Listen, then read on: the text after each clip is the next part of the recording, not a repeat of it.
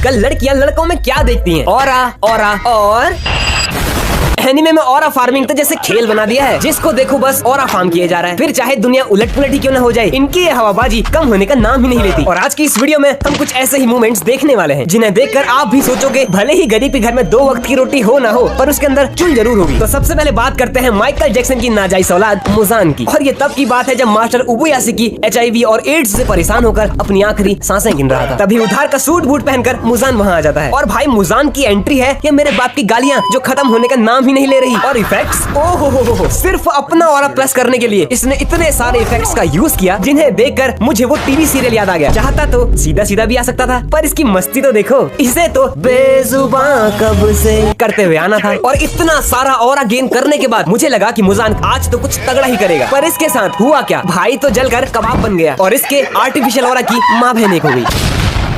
Aura की बात हो और उसमें सुकून ना हो, ऐसा हो ही नहीं सकता, क्योंकि इसने जोगो से लड़ते वक्त जेब से हाथ तक बाहर नहीं निकाले, और जब निकाले तब भाई लड़ने के बजाय बाहें फैलाकर खड़ा हो गया। जैसे भी गोजो आकर इसके गले लग जाएगा और एक जोड़ी कपड़े, एक मिठाई का डिब्बा और एक किटकैट देगा। किटकैट से याद आया, खैर छोड़। और उसके बाद तो ये उसके सामने बैठकर कपालभाती करने लगा। जोगो भाई मैं तो नहीं सहता। और भाई सुकुना इतना ज्यादा हरामी है कि फाइट के बीच ये लड़ाई कम बकचोदी ज्यादा करता है। जैसा इसने माहोरागा से लड़ते टाइम किया, वहाँ इतनी सीरियस फाइट चल रही है और सुकुना है कि माइकल जैक्सन बना पड़ा है। अगर इनकी फाइट थोड़ी देर और चलती तो आज हमें मून वॉक भी देखने को मिल जाता। भाई जब तू इनको इतनी आसानी से मार सकता था तो इतना ऑरा फार्म करने की क्या जरूरत थी? अरे तुझे तो इंस्टाग्राम की लड़कियों को इम्प्रेस जो करना हुआ।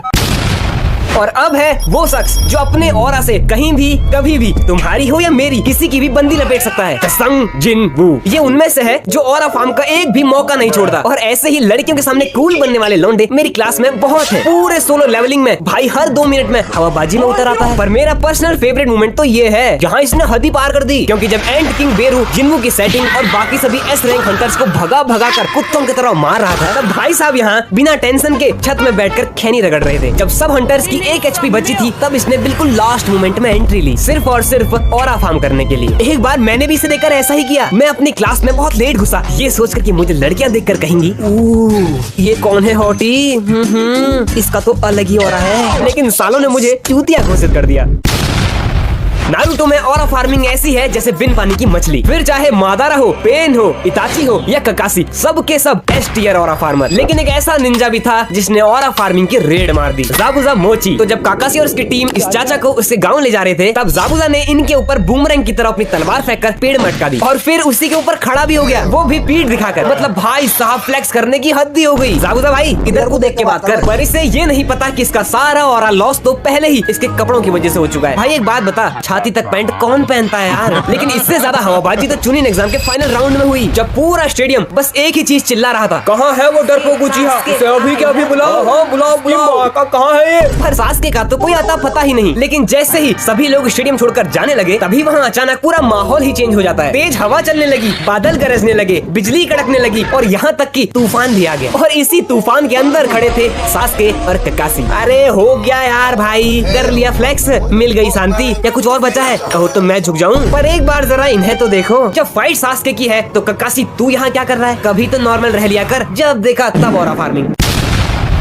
और अब तो यहाँ से नेक्स्ट लेवल की ऑरा फार्मिंग होने वाली है, क्योंकि अब आने वाला है हंटर हंटर से किलवा। इसकी उम्र के बच्चे मेरे वहाँ मियाओ गॉप गॉप गॉप मोजा मिला क्या इन सब में लगे हुए हैं। और वहीं ये है कि बस ऑरा फार्म करता रहता है। भाई मजाक से हटके जितने कपड़े इसने पूरे एनीमे में पहने हैं, उतने कपड़े तो बस मेरी फ्री फायर की आईडी में ही है। और ऑरा फार्मिंग में तो इसने साउथ की मूवीज को भी पीछे छोड़ दिया, क्योंकि किलवा भाई दौड़ते हुए घोड़े की पीठ में हाथ बांध कर खड़ा था। ओके यार ठीक ही हुआ। और जब एक बार ये और इसके दोस्त आसमान की ऊंचाइयों से नीचे गिर रहे थे, तब बाकी सभी की फटी पड़ी थी। लेकिन एक बार जरा किलवा भाई को तो देखो, ये क्या कर रहा है? जेब में हाथ डालकर ऑरा फार्म। देखो कुछ कैरेक्टर्स ऐसे होते हैं जो ऑरा फार्मिंग तो छाती ठोक कर करते हैं, पर सालों से ऑरा मेंटेन नहीं रह पाता। और उन्हीं में से एक है पिकोलो। इन भाई साहब की तो बात ही अलग है, क्योंकि ये ऑरा फार्मिंग के चक्कर में आईफिल टावर के ऊपर तो चढ़ गया, लेकिन भाई को ये तक नहीं पता कि हवा कहाँ को चल रही है। पर इसका ऑरा इतना स्ट्रॉन्ग था कि हवा ने खुद ही अपनी डायरेक्शन बदल दी।